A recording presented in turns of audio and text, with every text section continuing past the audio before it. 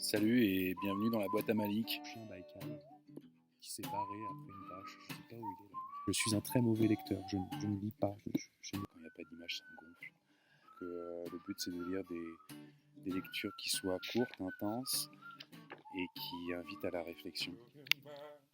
Le prophète de Khalil Gibran, Le Petit Prince. Ces gens que j'aime, que je vois pas forcément tous les jours, et j'aimerais partager avec eux des petits moments de douceur. Asseyez-vous confortablement avec quelqu'un que vous aimez ou juste vous-même. Je vous souhaite de vous aimer. D'ici là, je vous souhaite une belle écoute.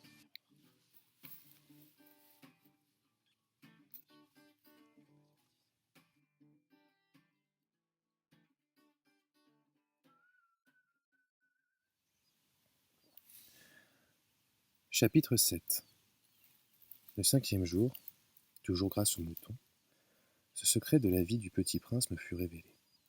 Il me demanda avec brusquerie, sans préambule, comme le fruit d'un problème longtemps médité en silence, « Un mouton, s'il mange les arbustes, il mange aussi les fleurs. » Un mouton mange tout ce qu'il rencontre. Même les fleurs qui ont des épines ? Oui, même les fleurs qui ont des épines. Alors, les épines, à quoi servent-elles ? Je ne le savais pas. J'étais très occupé à essayer de dévisser un boulon trop serré de mon moteur.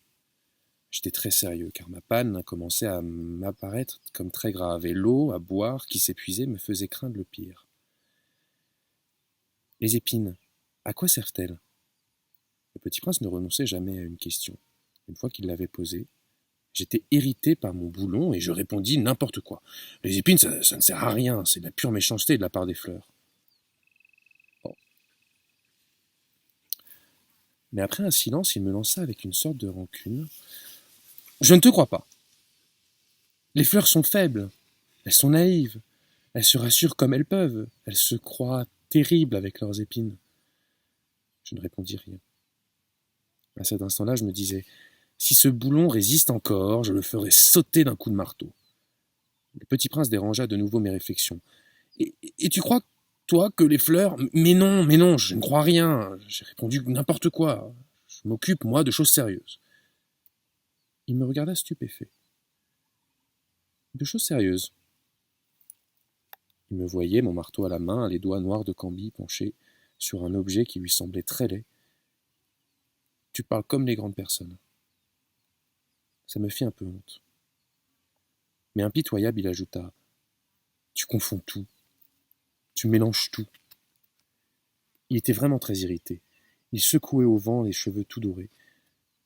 Je connais une planète où il y a un monsieur cramoisi. Il n'a jamais respiré une fleur. Il n'a jamais regardé une étoile, il n'a jamais aimé personne. Il n'a jamais rien fait d'autre que des additions. Et toute la journée, il répète comme toi, je suis un homme sérieux, je suis un homme sérieux, et ça le fait gonfler d'orgueil. Mais ce n'est pas un homme, c'est un champignon. Un quoi ? Un champignon. Le petit prince était maintenant tout pâle de colère. Il y a des millions d'années que les fleurs fabriquent des épines. Des millions d'années que les moutons mangent quand même les fleurs. Et ce n'est pas sérieux de chercher à comprendre pourquoi ils se donnent tant de mal pour se fabriquer des épines qui ne servent jamais à rien. Ce n'est pas important la guerre des moutons et des fleurs, ce n'est pas plus sérieux et plus important que les additions d'un gros monsieur rouge.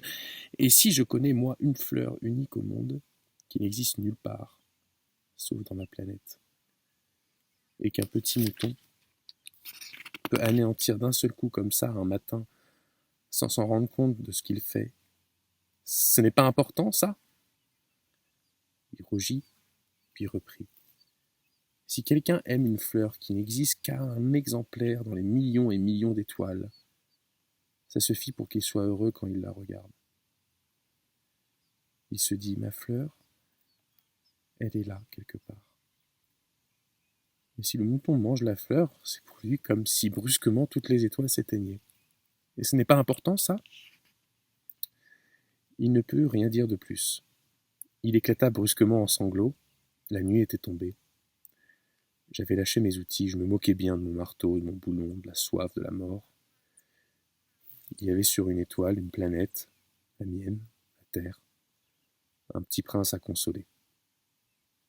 Je le pris dans les bras, je le berçais et je lui disais: la fleur que tu aimes n'est pas en danger. Je lui dessinerai une muselière à ton mouton. Je te dessinerai une armure pour ta fleur. Je ne savais pas trop quoi dire. Je me sentais très maladroit. Je ne savais comment l'atteindre, ou le rejoindre. C'est tellement mystérieux, le pays des larmes.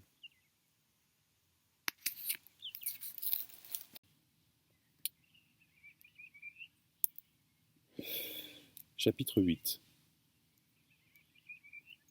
J'appris bien vite à mieux connaître cette fleur. Il y avait toujours eu sur la planète du Petit Prince des fleurs, très simples, ornées d'un seul rang de pétales, et qui ne prenaient point de place, et qui ne dérangeaient personne. Elles apparaissaient un matin dans l'herbe, et puis elles s'éteignaient le soir. Mais celle-là avait germé un jour, d'une graine apportée d'on ne sait où. Et le Petit Prince avait surveillé de très près cette brindille qui ne ressemblait pas à une autre brindille. Ça pouvait être un nouveau genre de baobab. Mais l'arbuste cessa vite de croître et commença à préparer une fleur. Le Petit Prince, qui assistait à l'installation d'un bouton énorme, sentait bien qu'il en sortirait une apparition miraculeuse. Mais la fleur n'en finissait pas de se préparer à être belle, à l'abri dans sa chambre verte. Elle choisissait avec soin ses couleurs. Elle s'habillait lentement. Elle ajustait un à un ses pétales. Elle ne voulait pas sortir toute fripée comme les coquelicots. Elle ne voulait pas apparaître que dans le plein rayonnement de sa beauté. Et oui, elle était très coquette.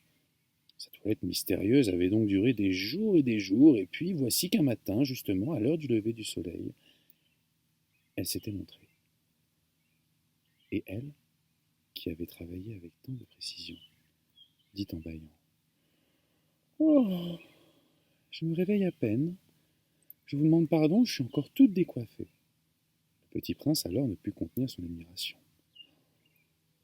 Que vous êtes belle. N'est-ce pas? Répondit doucement la fleur. Et je suis née en même temps que le soleil. Le Petit Prince devina bien qu'elle n'était pas trop modeste, mais elle était si émouvante. C'est l'heure, je crois, du petit déjeuner, avait-elle bientôt ajouté. Auriez-vous la bonté de penser à moi? Et le Petit Prince, tout confus, ayant été chercher un arrosoir d'eau fraîche, avait servi la fleur.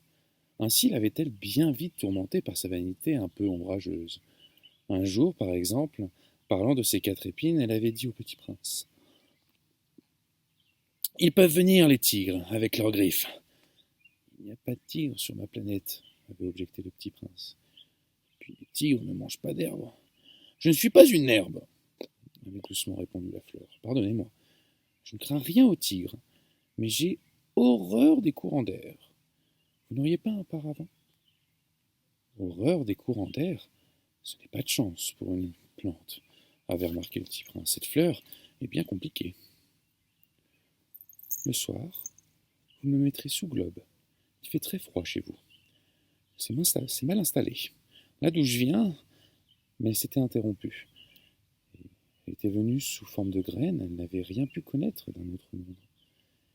Humiliée de s'être laissée surprendre à préparer un mensonge aussi naïf, elle avait toussé 2-3 fois, pour mettre le Petit Prince dans son tort.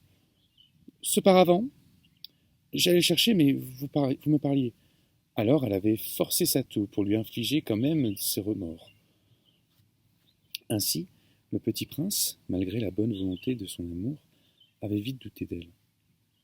Il avait pris au sérieux des mots sans importance, et était devenu très malheureux. J'aurais dû ne pas l'écouter, me confia-t-il un jour. Il ne faut jamais écouter les fleurs. Il faut les regarder, les respirer. La mienne embaumait ma planète, mais je ne savais pas m'en réjouir. Cette histoire de griffes, qui m'avait tellement agacé, eût dû m'attendrir. Il me confia encore: je n'ai alors rien su comprendre. J'aurais dû la juger sur les actes et non sur les mots.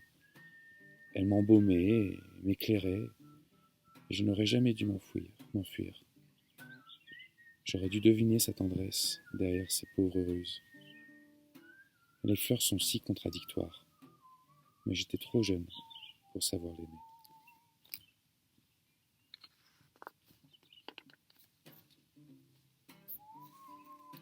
Voilà les amis, le soleil s'apprête à se coucher et moi je vais rentrer chez moi.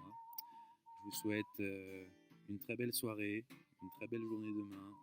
Reste toute case, reste près de ceux que tu aimes. Et nous on se revoit demain pour un nouveau chapitre d'un livre dans la boîte à Malik. À très bientôt.